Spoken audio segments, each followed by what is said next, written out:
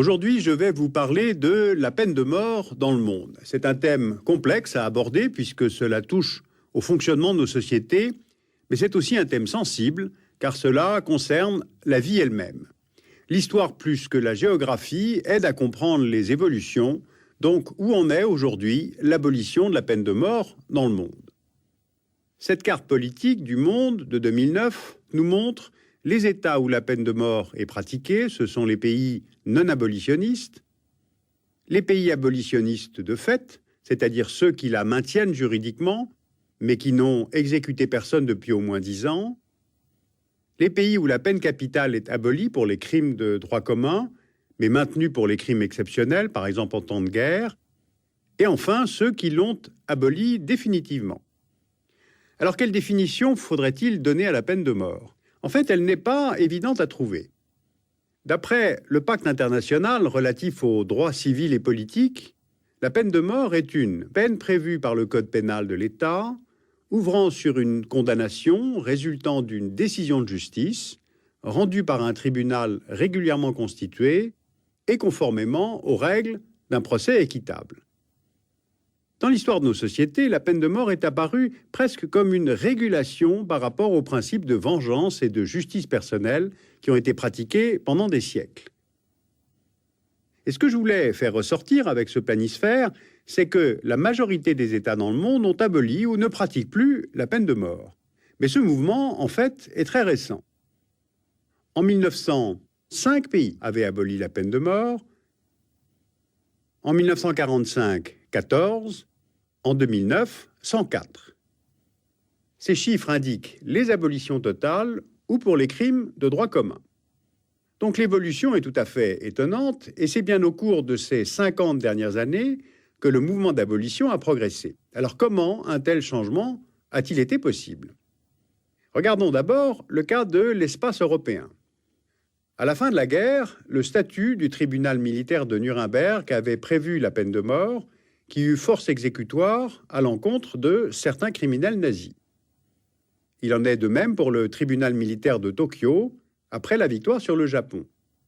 Mais parallèlement à ces juridictions d'exception, on note, à la même époque, un premier infléchissement dans des textes universels, comme la Déclaration des droits de l'homme adoptée en 1948. La déclaration ne bannit pas la peine de mort, mais l'article 3 proclame que tout individu a droit à la vie, à la liberté et à la sûreté de sa personne. En fait, c'est l'Europe qui progresse le plus et le plus vite pour faire sortir la peine de mort de ses dispositifs pénaux. On peut repérer plusieurs étapes. Saint-Marin et l'Islande sont les premiers États européens à devenir abolitionnistes en toutes circonstances. Ce sont là des pays à très longue tradition démocratique et pacifiste. À partir des années 60, les pays d'Europe occidentale suivent ce mouvement d'abolition totale. Eh bien, cette vague d'abolition s'explique en partie par le rôle tenu par le Conseil de l'Europe, fondé en 1949. En 1983, le Conseil de l'Europe adopte un traité qui abolit la peine de mort en temps de paix et que ratifient 47 États parties, sauf un, la Russie, qui, en 2009, ne l'avait toujours pas ratifié. En revanche, la Biélorussie est le dernier pays non abolitionniste en Europe, et d'ailleurs, ce pays est toujours une dictature. L'autre explication, c'est la fin de l'URSS. La peine de mort est bannie dès la sortie du système communiste pour les pays tels que la Roumanie, la Hongrie, la Tchécoslovaquie, puis plus tard, la Pologne, la Bulgarie, la Lituanie, l'Estonie et la Lettonie seulement pour les crimes de droit commun. Ou encore l'Ukraine et le Caucase. Dans les Balkans, le processus d'abolition commencé avec la Slovénie, la Croatie et la Macédoine se poursuit au terme de la guerre en Bosnie, en Serbie et en Albanie. Tout État européen voulant rejoindre l'Union ne peut se porter candidat sans que cette peine ait été abolie. Et c'est d'ailleurs exactement ce qui est advenu avec la Turquie, qui, en abolissant totalement la peine de mort en 2004, a renforcé sa candidature. Donc reprenons une carte du monde pour voir quelle est exactement la situation aujourd'hui. Des régions entières du monde ont renoncé à la peine de mort. L'Europe, on vient de le voir. l'Asie centrale au sortir de l'influence soviétique, l'Océanie sans exception, plus de la moitié des Amériques, à l'exception des Caraïbes anglophones, et bien sûr le cas très connu des États-Unis. Je consacrerai un prochain numéro entier à ce cas étonnant. Sur le continent africain, près de 40 pays. En revanche, peu d'États en Asie. Un tel résultat est dû aussi au travail de fond réalisé par les Nations Unies contre le maintien de la peine de mort. Le deuxième protocole au pacte des droits civils et politiques vise expressément à abolir la peine de mort à une échelle mondiale. Il est entré en vigueur en 1991. Il a été ratifié par 72 États qui s'engagent à ne jamais la réintroduire. Donc si on fait les comptes, on a en 2009 197 États dans le monde, dont 139 sont abolitionnistes, de droit ou de fait, ce qui, par soustraction, donne 58 États qui pratiquent la peine capitale aujourd'hui. Sauf que 93% des exécutions en 2008 se concentraient dans 5 pays. La Chine, l'Iran, l'Arabie saoudite, le Pakistan, les États-Unis. Concentrons-nous sur 2 États non abolitionnistes, un régime autoritaire, un régime démocratique. La Chine aurait exécuté 1718 personnes en 2008, d'après les chiffres connus. Mais d'autres estimations annoncent plutôt de 6 000 à 8 000 exécutions annuelles.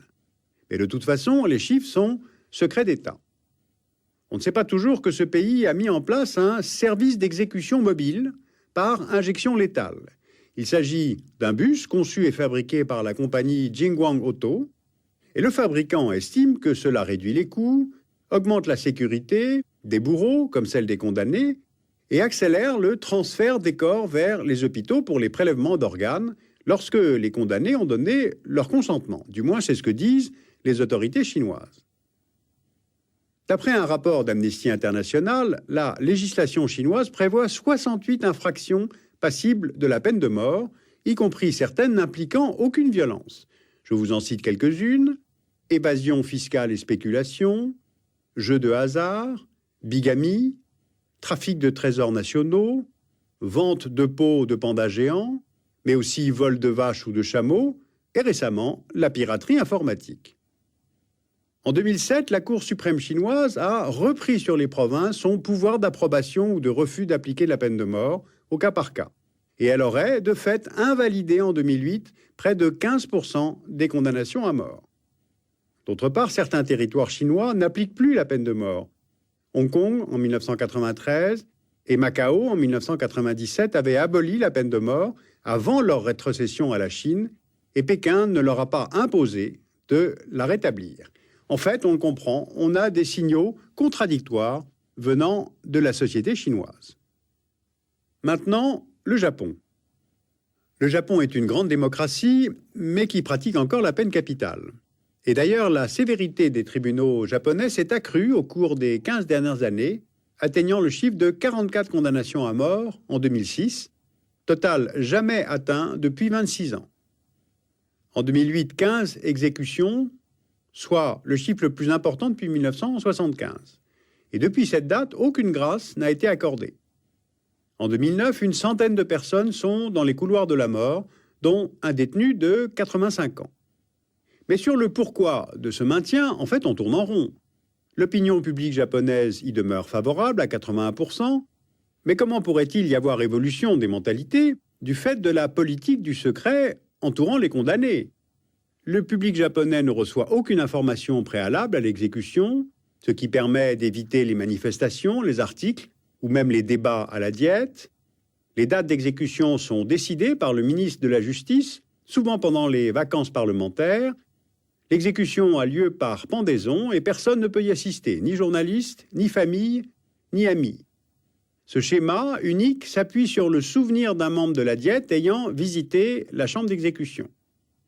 Il se passe environ 1 heure entre l'annonce au condamné et l'exécution, et la famille est informée après l'exécution pour récupérer le corps. Il faut savoir qu'en 2007 et 2008, le Japon a voté contre les propositions de l'Assemblée générale des Nations unies demandant un moratoire général sur les exécutions. Et en même temps, en 2009, on note l'entrée au gouvernement japonais d'une nouvelle ministre de la Justice, connue pour être une abolitionniste notoire. Voilà donc quelques éléments pour repérer où en est aujourd'hui l'abolition de la peine de mort dans le monde. Les progrès sont majeurs, on le voit, lorsque l'on prend une carte du monde, plus de 2/3 des États dans le monde ne pratiquent plus la peine de mort. Et en même temps, plus de la moitié de la population mondiale vit encore dans des pays qui n'ont pas aboli la peine capitale. Ensuite, cette tendance à l'abolition est peu suivie par les opinions publiques. On l'a vu au Japon, et c'est vrai aussi aux États-Unis. Voilà, j'ai voulu vous donner quelques éléments sur l'évolution historique du maintien ou de l'abolition de cette peine dans le monde. Ces quelques données factuelles laissent évidemment chacun juge. C'est l'éternelle recherche de l'harmonie entre la société et l'individu.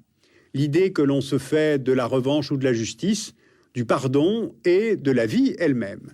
Nulle approche morale en tout cas, mais pour ma part j'ai fait mon choix, il est très réfléchi et il transparaît inévitablement dans ce texte. Vous l'avez compris, je suis pour l'abolition universelle de la peine de mort et en toutes circonstances. Alors bien sûr, une très riche bibliographie et filmographie sur cette question-là, en français et en allemand, et vous pouvez la retrouver en allant sur le site du Dessous des cartes, arte.tv.